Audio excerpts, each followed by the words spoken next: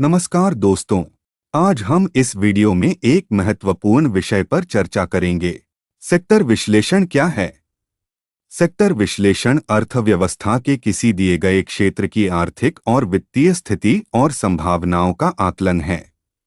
Sector विश्लेषण एक निवेशक को यह निर्णय प्रदान करने का कार्य करता है कि सेक्टर में कंपनियों से कितना अच्छा प्रदर्शन करने की उम्मीद की जाती है।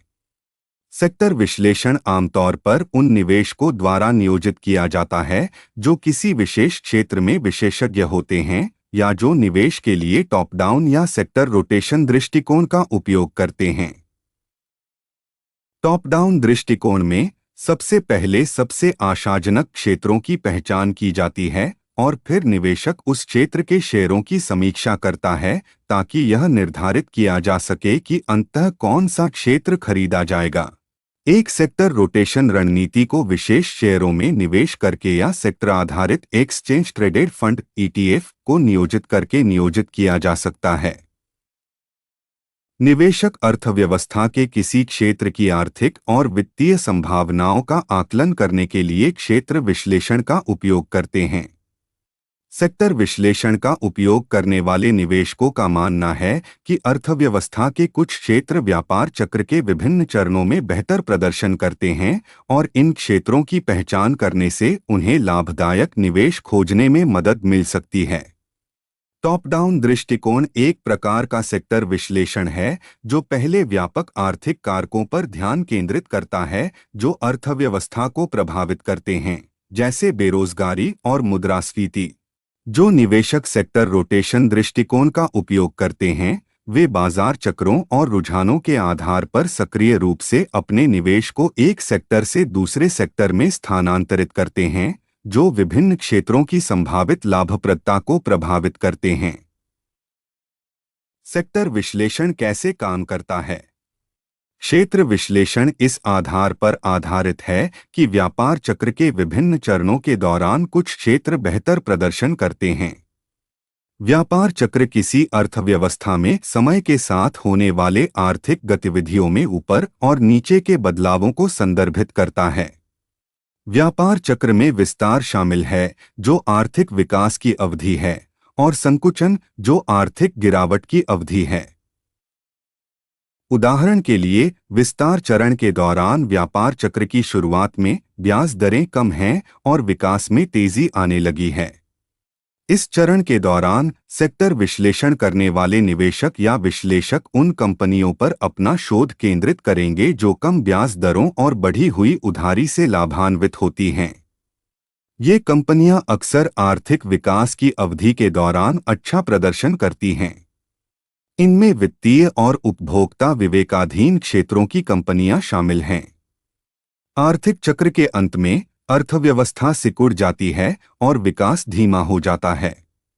निवेशक और विश्लेषक अपना ध्यान उपयोगिताओं और दूरसंचार सेवाओं जैसे रक्षात्मक क्षेत्रों पर शोध करने पर लगाएंगे। आर्थिक मंदी के दौरान ये क्षेत्र अक्सर बेहतर प्रदर्शन करते हैं। सेक्टर एनालिसिस के प्रकार।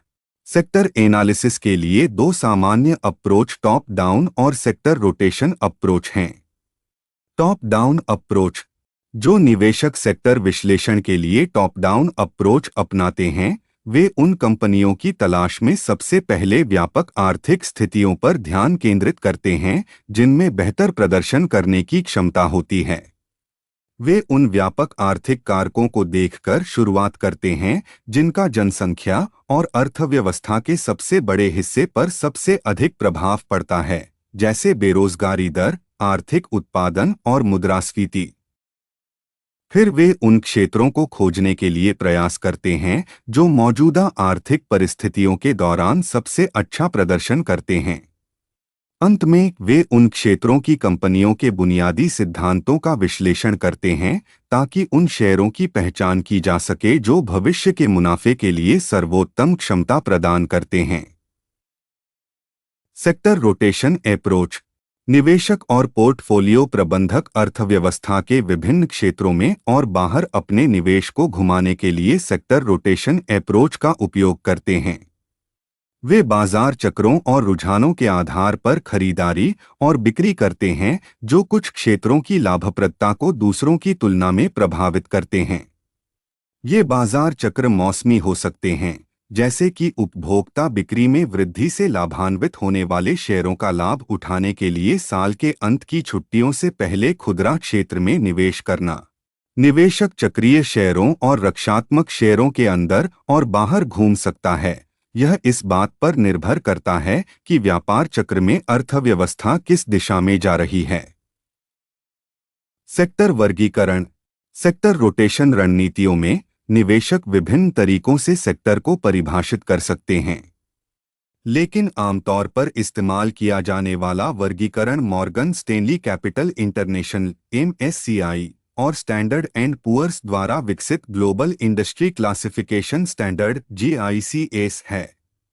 GICS में 11 क्षेत्र शामिल हैं, जो 24 उद्योग समूहों, 68 उद्योगों और 157 उपउद्योगों में विभाजित हैं। उदाहरण के लिए, उपभोक्ता स्टेपल क्षेत्र में 3 उद्योग समूह शामिल हैं: 1 खाद्य और स्टेपल खुदरा बिक्री, 2 भोजन पेय पदार्थ और तंबाकू, और 3 घरेलू और व्यक्तिगत उत्पाद। ये उद्योग समूह आगे चलकर उद्योगों में टूट गए हैं। उदाहरण के लिए, भोजन पेय पदार्थ और तंबाकू में ये 3 शामिल हैं, जिन्हें बाद में उपउद्योगों में विभाजित किया जाता है। उदाहरण के लिए, पेय उद्योग 3 उपउद्योगों से बना है: शराब बनाने वाले, डिस्टिलर और विंटनर, और शीतल पेय। सेक्टर रोटेटर जरूरी नहीं कि खुद को सेक्टर तक ही सीमित रखें। वे उद्योग समूहों, उद्योगों या उपउद्योगों पर जोर देना चुन सकते हैं।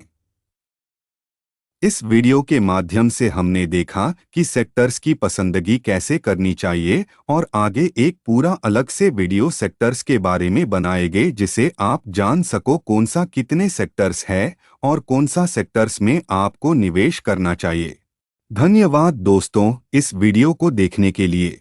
हमारे चैनल पर अधिक ऐसे रोचक वीडियो देखने के लिए सब्सक्राइब जरूर करें और बेल आइकन दबाना न भूलें।